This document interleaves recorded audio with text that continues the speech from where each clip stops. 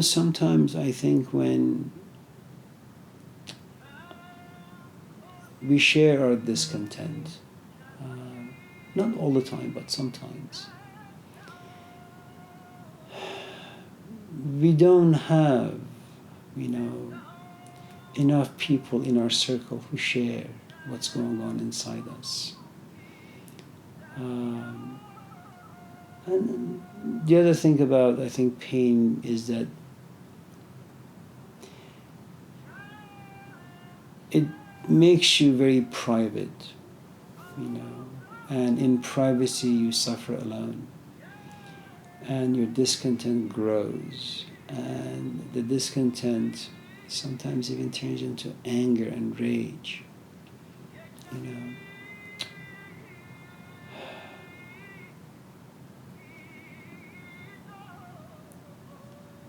I remember a few times when I told Hussein the very thing that you just said tonight.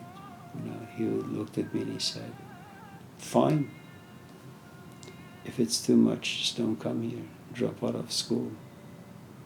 And it made sense, because why the hell would I want to go to his house? He can't really do much for me. He just rambles on for 2, 3, 4, 5 hours, which was really, really nice. But I drive home, I go to sleep, I wake up in the morning and I say, what am I doing?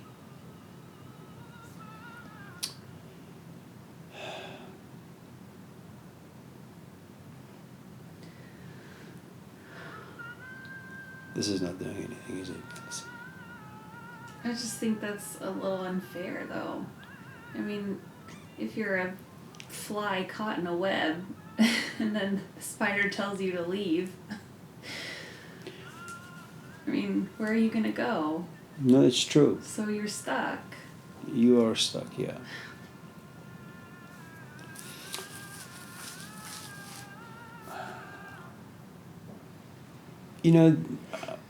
There is this movie, and I think we've talked about this movie called, I think the title of the movie is Vigilante. It's not a movie you should watch. I watched it because I was just bored silly one night. It was about a woman who was in a bad relationship, abusive relationship. So she learns martial arts and she becomes really, really strong and very proficient in this craft. And then she advertises, her art, that if you happen to be in an abusive relationship, let me know and I'll go and beat up this man for you. And she does. But what would happen is that every week she would go to these shelters or centers, and where you have 10 to 15 women all sitting in a circle, and they each take turn sharing their story with others, and they cry and they laugh, and they share emotional burden that way, and you no longer feel alone. I think there are two things that happened. Once in a while, you really, despite having good friends, as I did, and despite having very many things in common with your friends, despite the fact that you may all have been broken by perhaps the intensity and the grandness of these ideas, and despite the fact that you feel so connected, to them, there are these moments where you feel so alone and so isolated. You feel as if your best friend can't understand you. You have no idea what to say, how to say it. And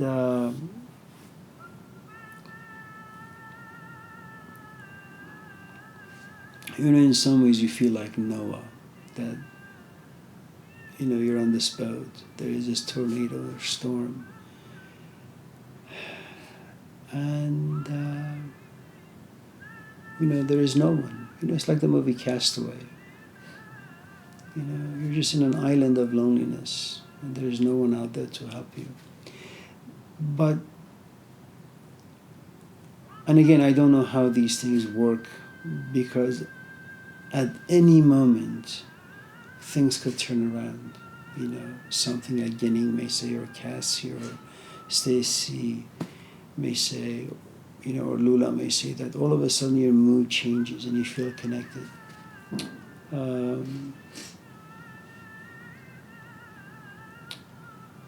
Even though I don't like Llewellyn Vonley very much, or at all, I shouldn't say very much. I remember Irina Tweedy was on the stage.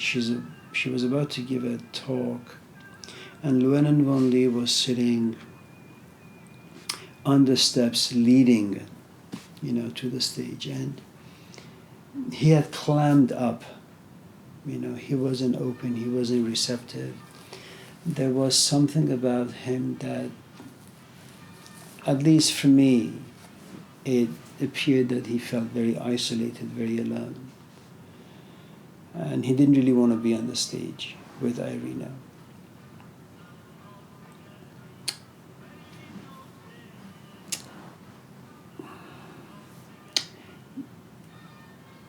There are other layers, I think, that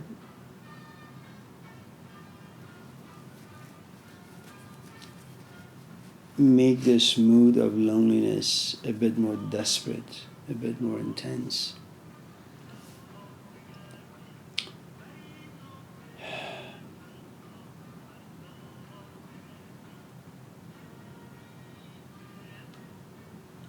I won't say them.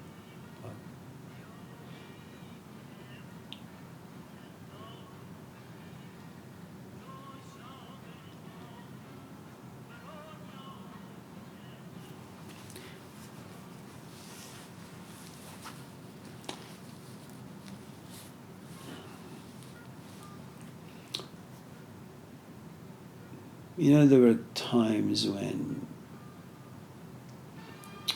I would go to a scene very much like you, feeling this way. I would look at his life, and he had a business, and he had a house, he had a wife, he was writing, it was his business, so he had to kind of joke around with people. He could laugh.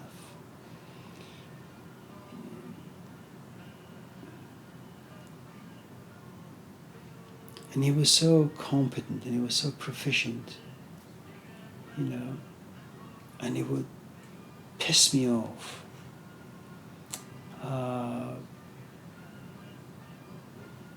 Because here I am, having been made miserable by him and through him, and here he is, having a good time.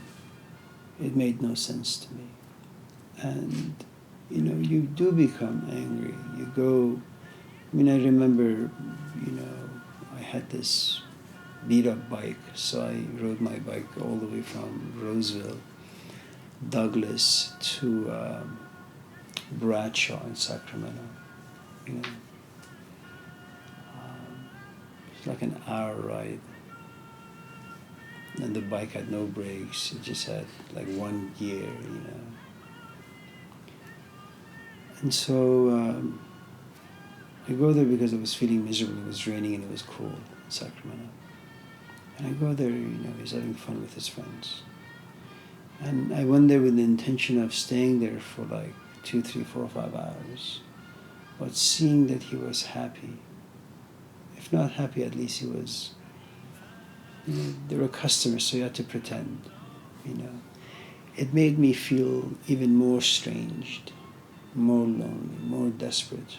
That 10 minutes later, I just got on the bike and I left. And I remember as I was riding, like about 15 minutes later, I heard someone honking. I turned around, it was Hussein. And he looks at me and says, "What sort of bike is this? Put your bike in the trunk. Let me take you home to Roseville." I said, No, I'm just gonna go.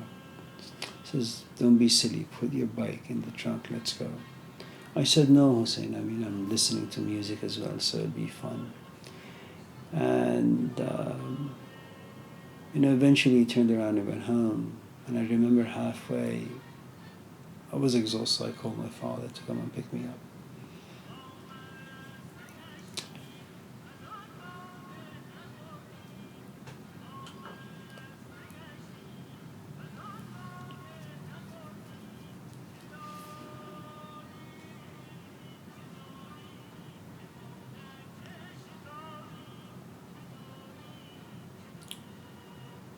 You're right, there is no remedy. I should have just said that and not rambled on. Uh,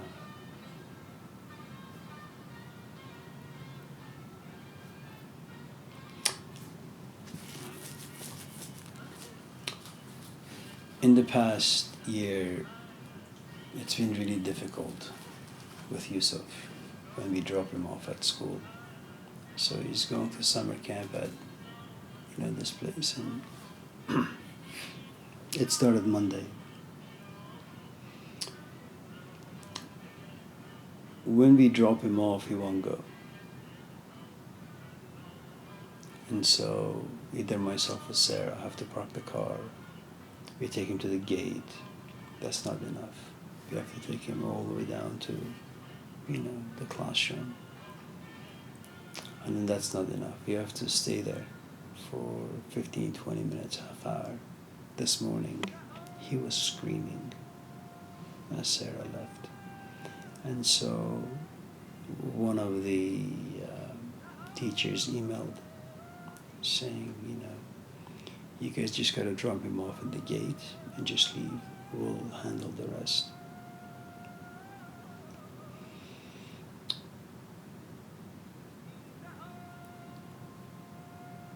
It's not like any kind of talking is going to remedy the situation. It's something that needs to just get better gradually. Hopefully Yusuf will mature, he'll become a bit more reflective, he'll become a bit more detached. And,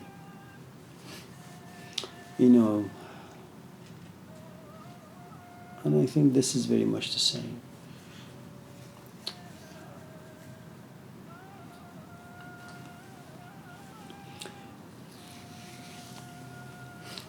I think maybe even another way to respond or maybe to approach your comment is very much like, someone who has cancer, and you're angry because, why isn't Stacy like that? Why isn't Genning like that? Why isn't Lula like that? Why isn't Cassie like that? Why do I have to feel so isolated? Why do I have to feel so alone? What's wrong with me? And, and with this position, tension grows, and you begin to hate the people around you.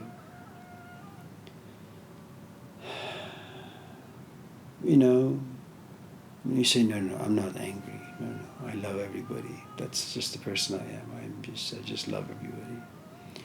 And there comes a point there is no denying it. You're just angry and you hate people, and rightly so.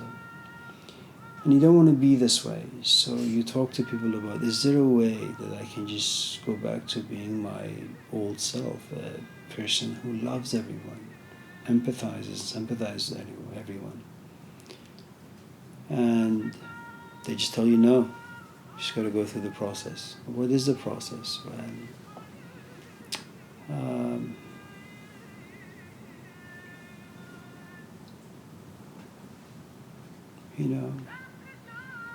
You're just going to go home and say, maybe I should fast for a couple of days, or maybe I should read books for a couple of days. That's how you begin to bargain with these ridiculous emotions, only to realize it just doesn't work. And after a while, you come to a place where you just accept. You accept the fact that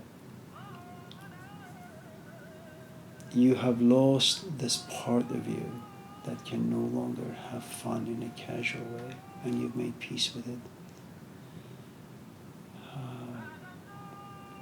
It doesn't mean that you can never have fun, that old part will never come up. It does, it just won't stay as long.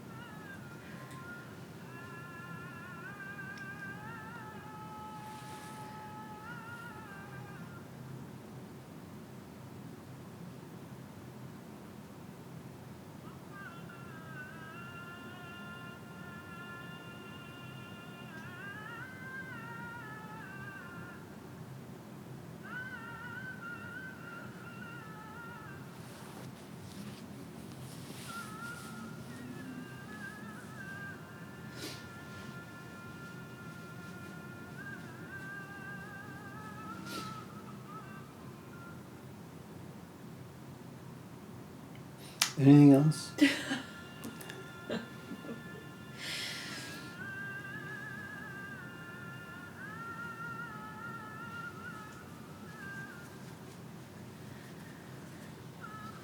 What about the birds who don't make it all the way?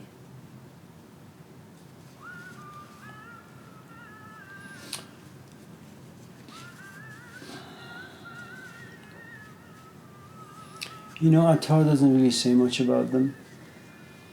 And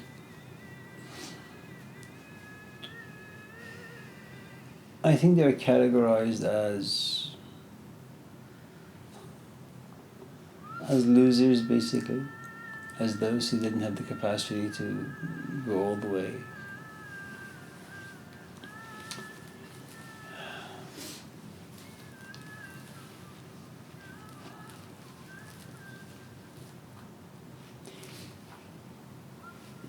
You know, in the past many years of teaching, there have been a lot of students, a lot of people who become interested in these ideas. They even come to the house, sometimes 3, 4, 5 times a week. Not anymore, they used to. We used to be like that. And it would be very intense. And even coming to the house was not enough for them. They would come to the office. And then they would even come to the classroom and sit. And you know, when I was younger, I would have class from 9 in the morning till 9 at night. And they would just be there constantly. And about 11:45, when my second class would end, I would say, thank God I can go to my office and just sit quietly and rest. And then I walk into my office.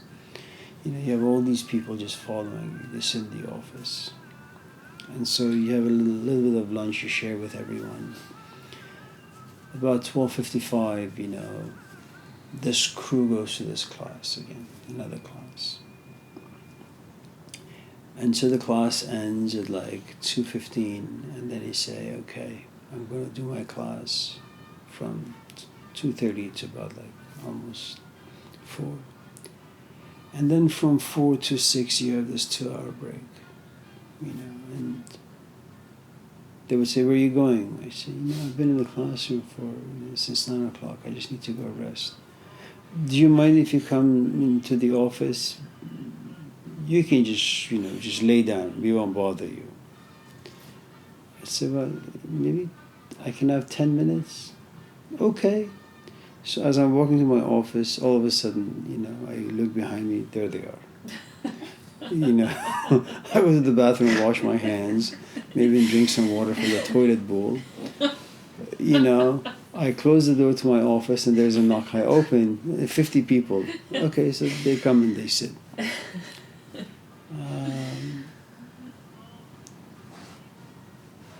You know, and it's difficult because then, you know, you have to make tea or make coffee, and then you have to engage in some sort of a conversation. And then your class starts at 6.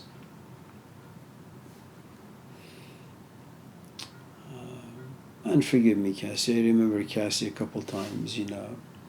I've been like on campus all day. So she says, Amir, can I come to your evening class? I say, yeah. Do you mind if I come to your office like at 4:35? I say, no, come. So she comes in. And she says nothing, you know. You remember those days, Cassie? She says absolutely nothing. I was going to apologize right now. No. It was actually fun. I mean, these are days when you were younger, I was younger, and we both were a little foolish. And so, and you know, I say, Cassie, so what do you want to talk? Nothing, I just can't talk. What? Can't talk. You know. So okay, so you know, we have some tea, we chit chat a little bit. It was actually quite pleasant. So we walked to the classroom. And you know, I'd come home about 9:30 and all of a sudden the phone rings and I look, it's Cassie. Oh, hi Cassie, how are you? And he said, can I ask you a question? I said, what do you mean? I just got home. Yeah, but can I ask you a question? Yeah, what is it? Yeah, I said, you were in the office from like 4:30. You could have asked whatever question. This is not about you. It's just how life works, And then she would ask her question, as I wouldn't ramble on as much as I do now. It's because I'm just getting old, perhaps. And so, I would answer a question the best of my ability, like 5-10 minutes. And I says, well, Cassie, that's the best I could do. And he says, well, can I ask you another question? Sure, Cassie. And then, I look at the time, it's like 10:30. I've been like talking and, having people in my ears for like 50 hours. And I said, Cassie, I'm really, really sorry. Is it okay if I like hang up and maybe just go jump from a bridge? I'll call in the morning. I'm fibbing. This is actually not true. Cassie wasn't like this at all. I'm just making fun of everything. A little bit. Not really. And the point is, there have been lots of students who were, this intense. And you would think that this intensity would continue inside them, that they would go to school, they would get the degrees, they would teach, they would write, they would stay in touch. But that's not the case.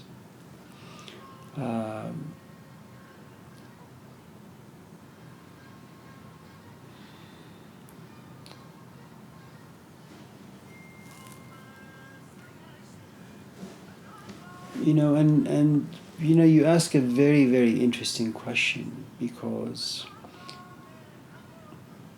someone, for example, who has been coming to the house, who has been coming to the classes for, say, a year or 2 or 3 or 10, and all of a sudden disappears. The question is, can they actually go back to life, into life, and make life work for them without these ideas interrupting and disrupting the flow of whatever they call pleasure? I don't know.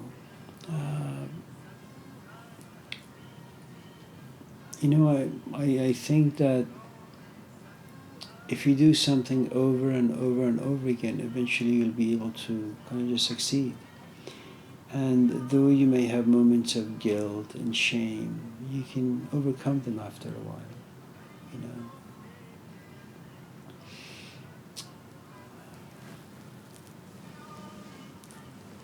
I don't really have access to that world too much, so I don't know too much about how it works. Where you are so intense and so committed, and all of a sudden something about you just loosens, and all these ideas just seep out of you, and you go back into life. And in some ways you could say, because you entered these ideas with the wrong capacity, wrong interests, wrong intentions, they're just not going to stick to you. Once in a while, as you're walking with your friends, you may think about these ideas and they make you feel guilty, perhaps, for where you are in life now and what you've made of yourself. But they won't last very long. I think what the magician tells Osukin in the, Auspensky's writing, where you leave these ideas because you want to go out there and you think that now you can kind of make your life work. And your life is not going to work. And you want to hang on to these ideas, but you're not going to hang on to these ideas because these ideas are profoundly painful. So what you will do is you will force yourself in a very cunning and deceptive way to forget. And it is possible.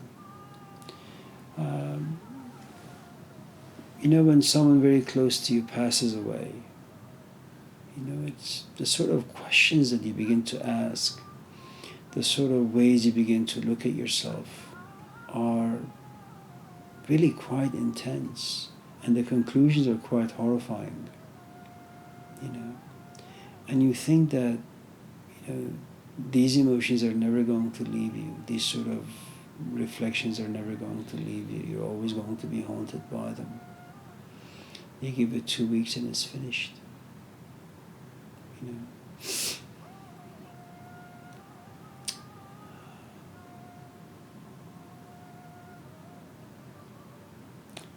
It doesn't really take much to forget.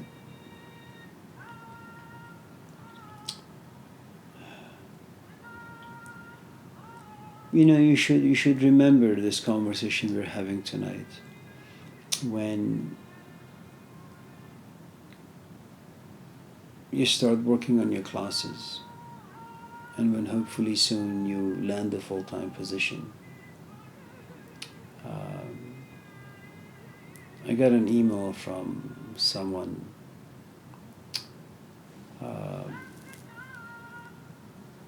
telling me that it's time to do assessment for your department. It's a long email, like 50 pages, and these are all the steps you have to go through. You know, and once you get a full-time job, once you get busy with life, you will forget. You know.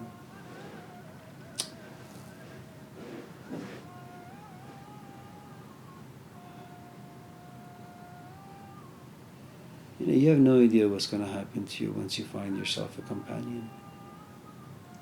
I mean, it may look impossible now, but once you do, you know, let's just say he is handsome enough and rich enough to say, let's go to Italy. 2 weeks, 3 weeks, 4 weeks. You know, and before you know it, then he says, let's buy a house, and then you guys will go to Costco every day to look for a furniture, you know, to beautify your house. And that's how life works. You know. In some ways, I think you have to manipulate yourself to be discontent all the time. You know, it's like anything else.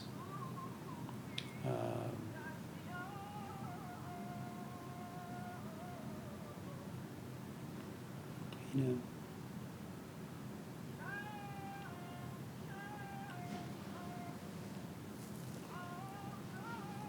I think right now it's really good. You're very lucky, and all of us are, to have these intense emotions that force us to reflect about these things.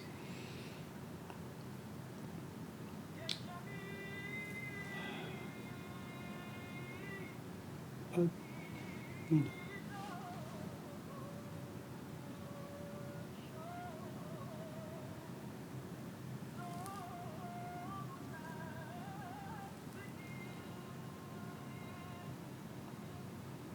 In some ways, it means you're healthy. You don't think about rent. You don't think about physical ailments. You don't have any relationship issues. So you're just, you know, occupied with these ideas. Once you get a toothache, you know, once you have issues with your health coverage, once you have worries about rent, you know, these ideas are going to take a back seat. So, I think.